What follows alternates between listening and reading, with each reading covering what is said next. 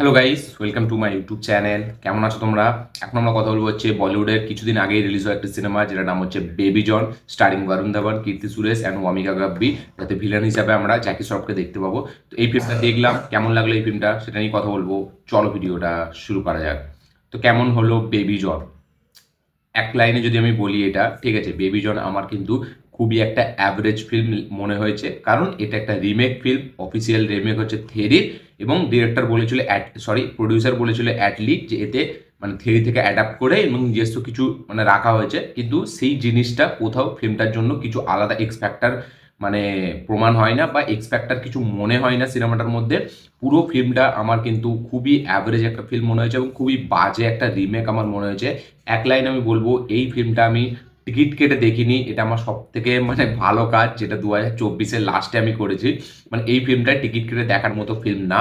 এবং সত্যি ওই জন্যই এই ফিল্মটা কিন্তু ব্যাপক লেভেলের ড্রপ দেখাচ্ছে প্রথম দিন থেকেই। তারপরের দিন থেকেই মানে এই ফিল্মটা ব্যাপক লেভেলের ড্রপ এসছে। এবং এই ফিল্মটা এখনো পর্যন্ত কিন্তু 50 কোটি টাকার বক্স অফিস কালেকশন করতে পারেনি, একটা ডিজাস্টারের পথে। এবং এই ফিল্মটা কিন্তু সেটা ডিজার্ভ করে। এই ফিল্মটার অনেক কিছু ফ্লস আছে। প্রথম কথা, এই ফিল্মটার রিমেক করাটাই উচিত হয়নি, সব থেকে প্রথম কথা। থেরি, থালাপতি বিজয়ের এমন একটা সিনেমা যেটা কিনা সব থেকে হয়তো বেশি অডিয়েন্স থেরি ফিল্মটা দেখেছে বিজয়ের বাকি সব ফিল্মের থেকে। কারণ 2016 যখন থেরি আসে, তারপরে ওই 2018-র দিক করে ওই ফিল্মটা বিশাল ফেমাস হয়, আস্তে আস্তে টিভিতে দিত, ম্যাক্সে তো প্রচুর বার দিত। এবং ফিল্মটার এমন একটা ফিল্ম অ্যাটলি বানিয়েছিল, যেটা বিজয়ের সাথে তার প্রথম ফিল্ম এবং তার লাইফের দ্বিতীয় ফিল্ম। ওই ফিল্মটার প্রচুর রিপিট ভ্যালু আছে। মানে ওই ফিল্মটা মানে একটা মানুষ আরামসে 5-6 বার আরামসে দেখে নেবে। এবং যখন টিভিতে আসতো, আমরা দেখতাম ম্যাক্সে, তখন কিন্তু আমি নিজে অনেকবার দেখেছি ওই ফিল্মটা। তারপরে ফিল্মটা ইউটিউবে আসলো, ইউটিউবে জনপ্রিয়তা পেলো, ফিল্মটার কিছু ক্লিপস ফেসবুক সোশ্যাল মিডিয়াতে ভাইরাল হলো।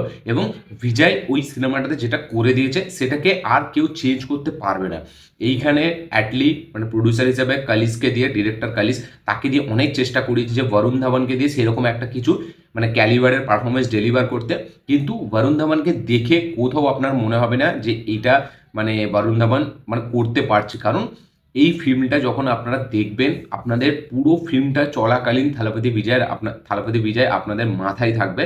কারণ একটা ফিল্ম যেটা কিনা অলরেডি এত পপুলার, এত সুন্দর একটা ফিল্ম, যেটা যে হিরোটাও এরকম লেভেলের একটা স্টার, সে এমনি একটা নর্মাল হিরো হলে সাউথের যে ওই মানে কি বলবো, যে ওখানে একটা বি সেন্টার সি সেন্টারে যেরকম হিরো হয়, সেই হিসাবে যদি একটা হিরো হতো, সেখানে নয় মারা যেত যে অনেকজন দেখেনি, এই ফিল্মটা চলবে।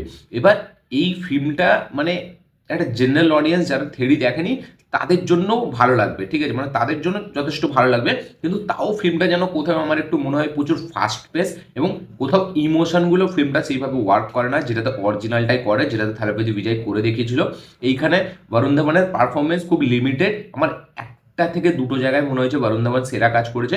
বাকি খুব একটা আমার তার পারফরমেন্স আহামরি কিছু মনে হয়নি। এবং যেটা আমি বলছিলাম, যে এই ফিল্মটা যখন আমরা দেখবো, থালাপতি বিজয় সবসময় আমার মাথায় থাকবে।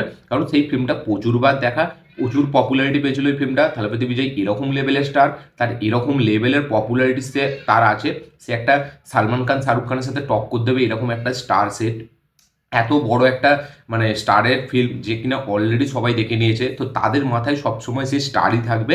এবং থালাপতি বিজয় ওই ফিল্মটা যে পারফরমেন্সও দিয়েছিল, সেটাও কিন্তু খুব জেনেরিক, সেটা কিন্তু খুব হেভি একটা পারফরমেন্স। সেই পারফরমেন্সটা কিন্তু সবাই পুল আপ করতে পারবে না। এবং থালাপতি বিজয় ওই ইন্টারভেল সিনটাই, ইন্টারভেলই বলা যায়, মানে যেখানে ওই ভিলেনের যে ছেলেটা ওকে মেরে দেবে, সেই সিনটাই মানে ওখানটায় জাস্ট পারফরমেন্সটা দেখবেন, ওখানটা তার সোয়াগ কি।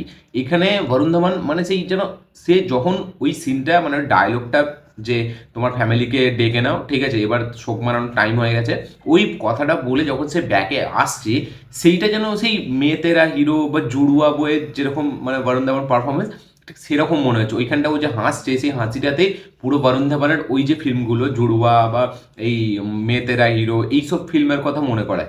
সেইখানে থালাপতি বিজয়ের ওই সিনটা আপনি দেখবেন, এবং বরুণ ধাওয়ানের এই সিনটা দেখবেন, জাস্ট আসমান জমিনের ফারাক আছে। মানে প্রচুর সেইটা মানে থেরিতে যেটা থালাপতি বিজয় প্রত্যেকটা সিনে যেটা করতে পেরেছিল, যে ইম্প্যাক্টটা ফেলতে পেরেছিল, বরুণ ধাওয়ান কিন্তু পুরো ফিল্ম জুড়ে সেটা কোথাও ফেলতে পারে না। একটা সিনেমা বরুণ ধাওয়ানকে সেটা ব্যাপক লেগেছে, যখন ওই একটা মেয়ে যখন ওই আগুন ঝরে মানে আগুন নিজের গায়ে লাগিয়ে নেবে, ওই যে সিনটা, সেইখানে বরুণ ধাওয়ানের পারফরমেন্স হেভি ছিল। আরেকটা সিন আছে যখন ওই বাসটা ভেঙে বাসটা পড়ে যাবে, এই দুটো সিনে আমার মনে হয় তার পারফরমেন্স একটু বেটার। এবং এই ফিল্মটার মানে প্রোডাকশানে লজিস্টিকে অনেক প্রবলেম আছে। আমি কিছু কিছু সিন দেখছিলাম, ওই যে চুইংগাম খাওয়ার সিনটা, যেটা থালাপতি বিজয়ের মেন স্টাইল, একটা বেসিক স্টাইল, ওটা সব ফিল্মেই থাকে। এখানে বরুণ ধাওয়ান সে ওটা করছে, কোনো সেখানে চুইংগাম নেই, ঠিক আছে, কিন্তু তাও বরুণ ধাওয়ান ওটা করছে। আমি প্রথমবার ভাবলাম যে কি হলো, চুইংগামটা গেল কোথায়, সে তাহলে ওই ফিল্মটা থেরি ফিল্মটায় আপনি, এবং থেরি ফিল্মটা না, বিজয়ের যতগুলোই ওরকম স্টাইল আছে তাতে আপনি চুইংগামটা দেখতে পাবেন। এখানে মানে জাস্ট এরকম করে নিল, দুবার মেরে নিল। আমি তারপরে আবার রিপিটে যখন চালালাম, বলি সিনটা কি হলো দেখি। আমি যেহেতু এই ফিল্ম, হ্যাঁ প্রথম কথা বলে দিই, এই ফিল্মটা কিন্তু আমি থিয়েটারে দেখিনি, এটা আমি জায়ক করে দেখেছি, ঠিক আছে, এবং জায়ক করে বলতে ভালো করেই দেখেছি, এমন নয় যে মানে জায়ক করে দেখেছি বলতে কিছু বুঝতে পারিনি, খারাপ বলে দিচ্ছি, এরকম না, যথেষ্ট ভালোভাবে দেখেছি, কিন্তু একা দেখেছি। এবং এই ফিল্মটা আমি দেখতে যাইনি এই কারণে, যেহেতু এটা থেরি রিমেক, না হলে আমি এটা ক্রিসমাসে দেখতে যেতাম। তো এবার আমি ভাবছিলাম এই ফিল্মটা কবে ওটিটিতে আসবে, দেখে একবার রিভিউ করবো। এবার ওই যে সিনটা, ঠিক আছে, সেখানে কোনো চুইংগামই নেই, সেখানে জাস্ট একটা ইম্প্যাক্ট ফেলার জন্য যে থালাপতি বিজয় ওরকম করেছিল, একটা এরকম স্টাইল দিলে হয়তো নর্থের অডিয়েন্সরাও খুব মানে ভালো লাগবে তাদের। কিন্তু ওই সিনটার কোনো ইম্প্যাক্ট নেই, মানে ওই স্টাইলটার কোনো প্রভাব পড়ে না, এবং স্টাইলটাতে ওই চুইংগামটাই নেই, ঠিক আছে। এইগুলো আমার মনে হয় ডিরেক্টর কি দেখেনি, নাকি ইচ্ছা করে করেছে, নাকি বরুণ ধাওয়ান পারবে না বলে ওটা জাস্ট এমনি রেখে দিয়েছে। তারপরে এই হাতের কড়া সিনটা, ঠিক আছে, যেটা থালাপতি বিজয় প্রায় করে থাকে, মার্সেলে ওটা আমি দেখেছি, ঠিক আছে, মানে থেরিতে আমি হয়তো, হ্যাঁ থেরিতে ছিল। তো ওই সিনগুলো এক্স্যাক্ট রাখা হয়েছে, যেগুলো কিন্তু খুব একটা হেভি লাগে না, বরুণ ধাওয়ান যখন করছে সেটা কিন্তু খুব একটা আহামরি লাগে না। ফিল্মের ভিএফএক্স খুব খারাপ, গুলি মারছে যে ব্লাডটা লাগছে সেই ব্লাডটা পুরো বোঝা যাচ্ছে, এবং কীর্তি সুরেশকে একটা জায়গায় যখন গুলি মারছে সেই নিচে পুরো একটা সস পুরো বোঝা যাচ্ছে। তো লজিস্টিকে প্রচুর প্রবলেম আছে ফিল্মটার, এবং ফিল্মটা একদম রিমেক করাটা একদমই উচিত হয়নি। অরিজিনাল যে ফিল্ম, সেইটার যে কাল্ট একটা স্টেটাস, ঠিক আছে, সেটাই কিন্তু পুরোপুরি নষ্ট করছে। এবং অ্যাটলির, আমার মনে হয় অ্যাটলির এটা করা উচিত হয়নি, কারণ অন্য কেউ করলে ডিরেক্টর সেটা মানা যেত। অ্যাটলির মতো এত একটা মানে ইন্টেলিজেন্ট ডিরেক্টর, যেখানে এরকম সাকসেস রেশিও যার, সে এই ফিল্মটাকে এরকম বানিয়ে তার নিজের সব থেকে আইকনিক ফিল্ম, আমার মনে হয় অ্যাটলির কেরিয়ারের সব থেকে হেভি ফিল্ম হচ্ছে থেরি। আমার সব থেকে পছন্দের ফিল্ম, তার যতগুলো ফিল্ম আছে, জওয়ান, বিগিল, মার্শালের থেকেও ওপরে আমার থেরি মনে হয়। তো সে এই জিনিসটা করে আমার মনে হয় খুব খারাপ করলো। এবং ওই যে স্টেটমেন্টটা দিয়েছিল যে অ্যানিম্যাল যেটা রণবীর কাপুর, অ্যানিম্যাল যেটা করেছে রণবীর কাপুরের জন্য, সেটা বেবি জন মানে বরুণ ধাওয়ানের জন্য করবে, এটা পুরোপুরি ভুল। এটা যদি অরিজিনাল ফিল্ম হতো সেখানে মানা যেত। এবং এখানে বরুণ ধাওয়ানের পারফরমেন্সও খুব হেভি একটা পারফরমেন্স না, এর থেকে বরুণ ধাওয়ান আরও তার নিজের জন্য অনেক ভালো পারফরমেন্স দিয়েছে। এখানে বাবার রোলেও আমার খুব একটা তাকে আহামরি লাগেনি, এবং যখন সে এমনি পুলিশ অফিসারের রোলটাতে, তাকে পুরো মনে হচ্ছে যে সে এই মানে সদ্য কি বলবো স্টুডেন্ট অফ দি ইয়ার, তারপরে ওই মেতেরা হিরো, জুড়বা, আরও যেসব ফিল্মগুলো আছে, আমি নাম মনে পড়ছে না এখন, সেই সব ফিল্মগুলো মানে করে বেরিয়েছে, ওকে শুটিংয়ে নিয়েছে, মানে দাড়ি কাটাতে মানে যখন ওই চিকনা লুকটা, সেটা কিন্তু আরও দেখে হাসি লাগছে। এবং বরুণ ধাওয়ান পুল আপ করতে পারেনি সেই জিনিসটাকে, ঠিক আছে। এবার বাকি যা আছে গল্প তো সব সেম, যারা থেরি দেখেছে অলরেডি তারা জানে যে গল্প কি। খালি মানে এই যে ডিরেক্টর বলছিল যে মানে, সরি প্রডিউসার অ্যাটলি বলছিল যে নিজের অ্যাডাপ্টেশন, কিছুই অ্যাডাপ্টেশন নেই, জাস্ট ঘুরিয়ে একটু চেঞ্জ করা হয়েছে, সেটা খুবই 5% আমার মনে হয়, খুবই লিমিটেড, বাকি এছাড়া কিছু নেই। হ্যাঁ, জ্যাকি শ্রফ যে হিসাবে এক্সপ্রেশন, যে হিসাবে লুকস দিচ্ছে, সেই হিসাবে তার পারফরমেন্স বেশ ভালো। এবং জ্যাকি শ্রফই আমার মনে হয় সব থেকে পজিটিভ জিনিস এই ফিল্মে। বাকি যেটা এই ফিল্মের সব থেকে পজিটিভ জিনিস, যেটা সব থেকে উপরে থাকবে, সেটা হচ্ছে থামানের ব্যাকগ্রাউন্ড স্কোর। থামানের ব্যাকগ্রাউন্ড মিউজিক এই ফিল্মটাকে অনেকটা সেভ করে, এবং ব্যাকগ্রাউন্ড মিউজিকটা সলিড লাগে দেখতে, সলিড লাগে শুনতে, আমার খুব সুন্দর লাগে। এবং 2024-এ কিন্তু অন্যতম সেরা একটা বিজিএম হচ্ছে বেবি জনের বিজিএম, আমার ব্যাপক লেগেছে।